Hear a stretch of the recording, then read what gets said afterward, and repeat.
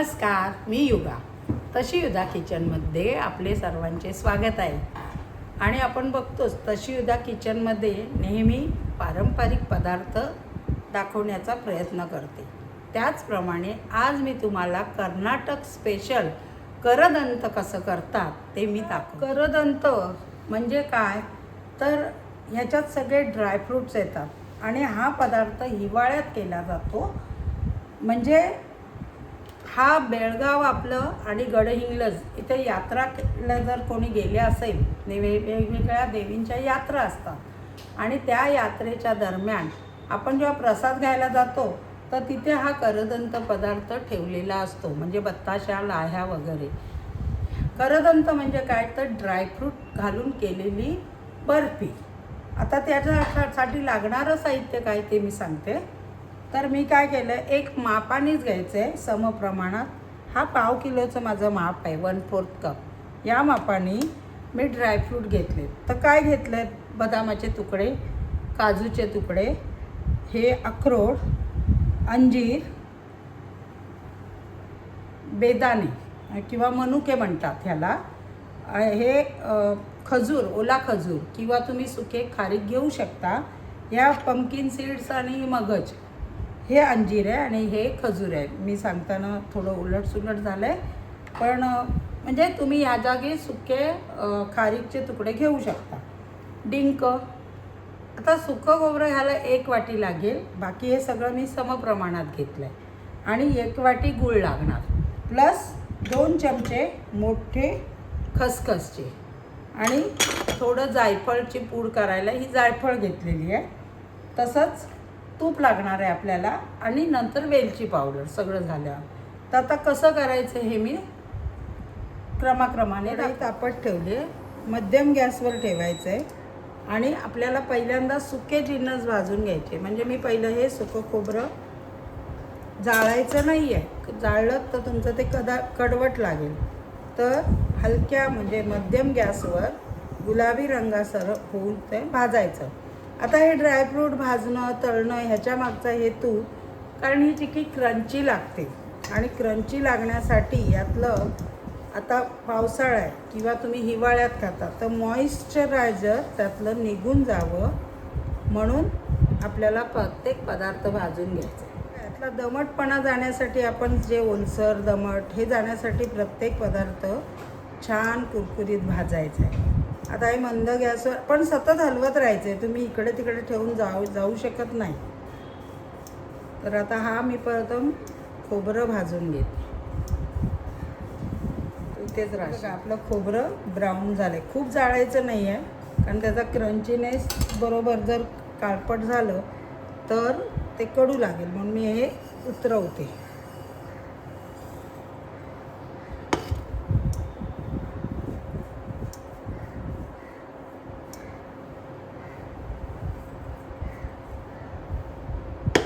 आता यातच ही खसखस भाजून घ्यायची.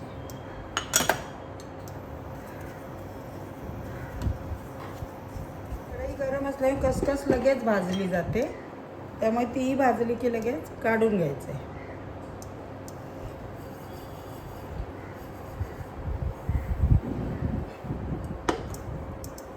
तूप टाकले. आता मी पहिले ह्याच्यात काजू, बदाम, तुम्हाला पिस्ते हवे असतील पिस्ते, हे सगळं एक एक ड्रायफ्रूट एक थोड्याशा तुपात आपल्याला तळून घ्यायचे.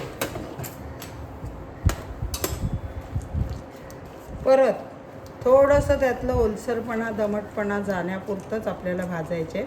आणि आता हे प्रत्येक जिन्नस मी असं तुपात परतून त्याच्यात टाकत जाणार, म्हणजे आपण एकत्र करून ठेवणार.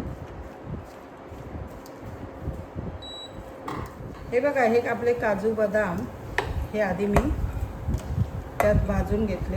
तूप थोडं त्यातच राहू दे. त्यात एक एक आता आपल्याला ड्रायफ्रूट असेच क्रिस्पी होईपर्यंत भाजून घ्यायचे. तुपात मी अक्रोड, अंजीर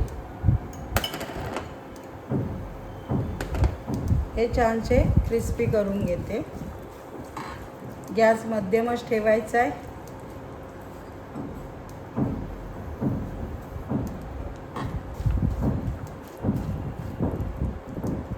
आता आपल्याला ह्या ड्रायफ्रूटचे असे तुकडेच करायचे आहेत, तेव्हाच तो पदार्थ छान लागणार आहे. जर तुम्ही असं बारीक पावडर केली तर त्याला तसा करदंत बनत नाही. सगळ्या ड्रायफ्रूटचे तुकडे हवे. आता बघा हे आतलं साधारण भाजत येत आलं आहे. त्यातच मी ह्या बिया पण, कारण ह्या जास्त तळायच्या नसतात, ह्या अशाच भाजायच्या असतात. हे पण मी जरा भाजून त्यात घेते. हेही आपलं भाजलं गेलं आहे, हेही मी काढते.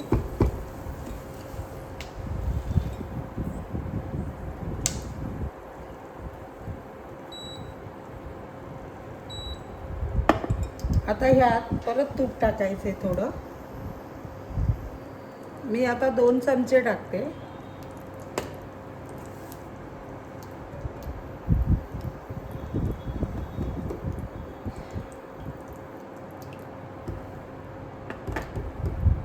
आणि आता ह्याच्यात आधी हा डिंक तळून घेते.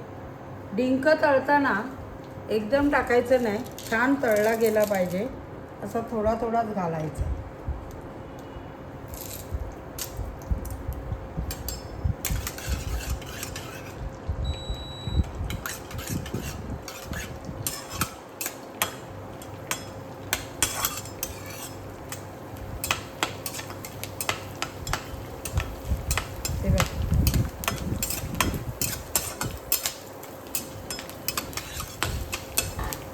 हे बघा असं आपल्याला छान फुलवून घ्यायचं आहे. जर कच्चा राहिला तर तो दाताला चिकटत राहील. सगळा डिंक आपला व्यवस्थित तळला गेला पाहिजे. म्हणून असं छान, कारण आपण यात भरपूर तूप नाही आहे तळून काढाय, थोडं तुपातच करायचं आहे. त्यामुळे असा व्यवस्थित भाजला की मग तो काढायचा आहे.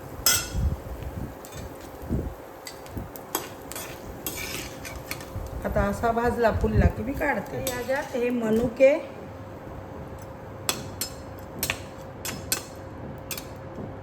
फुलवून घ्यायचे.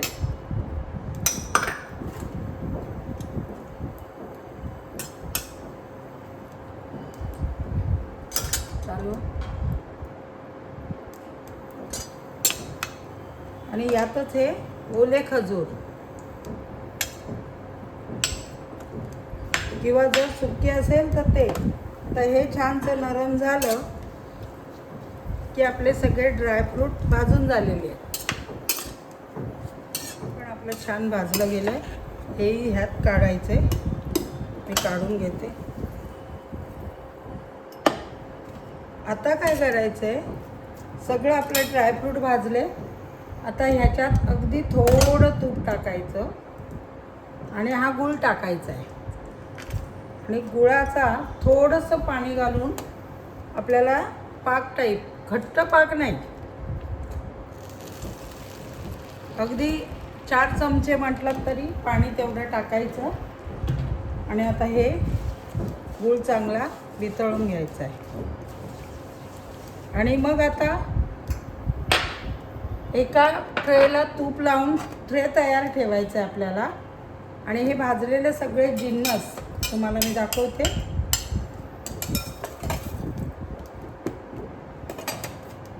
ह्याच्यातच मी वेलची पूड आणि जायफळ पूड ती टाकते. सगळी तयारी ठेवायची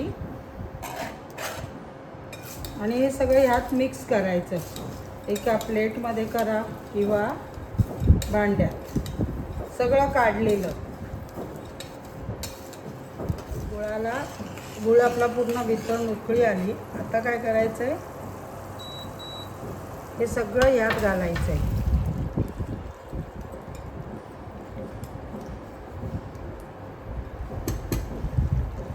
आणि छान सगळं एकजीव झालं पाहिजे, मिसळायचं आहे त्या ह्याच्यात.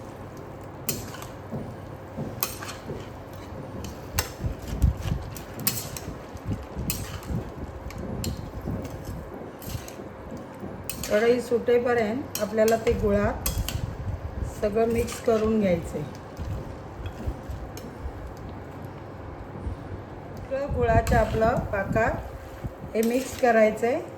आणि आपली कढईतनं सगळा गूळ झाला, निघाला असा साईडने. ओलसर नाही जास्त ठेवायचं आहे, म्हणजे गुळाचा पाक त्याच्यात सगळा मिक्स झाला तर आता ह्या तूप लावलेल्या ट्रेमध्ये मी टाकते आणि सेट करते. गॅस बंद करते.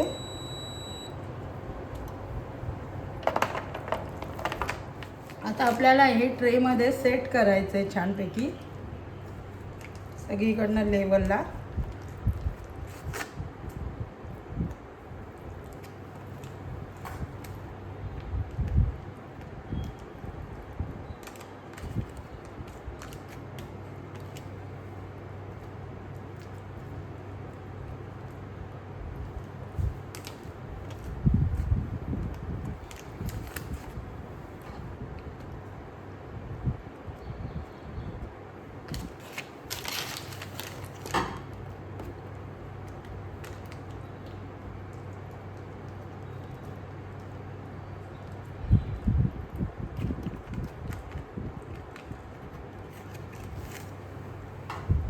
अशी छान दाबून सेट करायची आहे. मध्ये गॅप नाही ठेवायचा आहे म्हणजे ती आपल्याला छान निघते अशी. आणि हिला थंड करायला अर्धा तास ठेवायचं आहे. मग याच्या वड्या हव्या तशा आपल्याला कापून द्यायच्या. सुकलं आहे. आपण बघूया वड्या पडत आहेत का. मी हा ट्रे याच्यावर काढते चॉप बोर्डवर.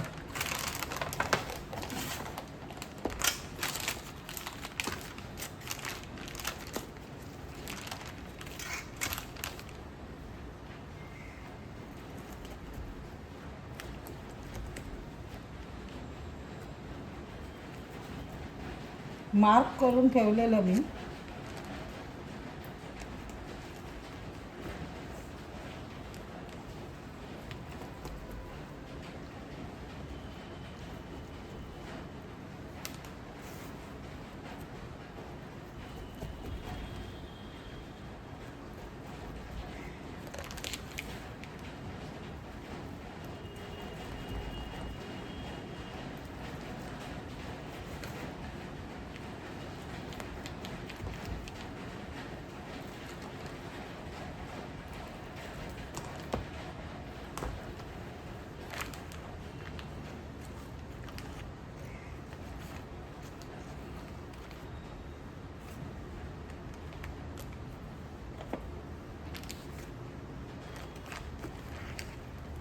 हे बघा या पद्धतीत आपल्या वड्या आपल्या करदंत रेडी झालं आहे.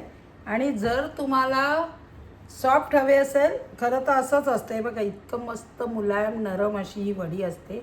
आणि यात ड्रायफ्रूट डिंक सगळं असल्यामुळे ही पौष्टिक आणि हेल्दी तर आहेच. पण जर तुम्हाला कुरकुरीत एकदम कडक हवं असेल तर गुळाचा पाक एकदम कडक करा आणि मग त्यात मिसळून ह्याच्या वड्या. आपलं हे करदंत म्हणजे सगळ्या ड्रायफ्रूटपासून बनलेली एक प्रकारची चिक्की. आता यात काय इन्ग्रेडियंट घालायचे, तुमच्याकडे काय अवेलेबल आहे त्यानुसार तुम्ही सगळंच घातलं पाहिजे असं नाही. त्या त्या ऋतूनुसार तुम्ही वेगवेगळे पदार्थ घालूनही बनवू शकता. आजकाल काय होतं, सकाळी उठल्या रोज आपल्याला प्रत्येक ड्रायफ्रूट 4-4 दाणे तोंडात टाकायचे असतात. त्यापेक्षा जर तुम्ही ही वडी केली आणि सकाळी उठल्यावर एक वडी खाल्ली तर दिवसभराची तुम्हाला ही ताकद देणारी वडी आहे. नक्कीच तुम्ही करून बघा. कशी वाटली माझी रेसिपी. आणि अशाच माझ्या ह्या आवडली असेल तर लाईक करा, शेअर करा. आणि पारंपरिक रेसिपी बघायची असेल तर नक्की शेअर करा. धन्यवाद.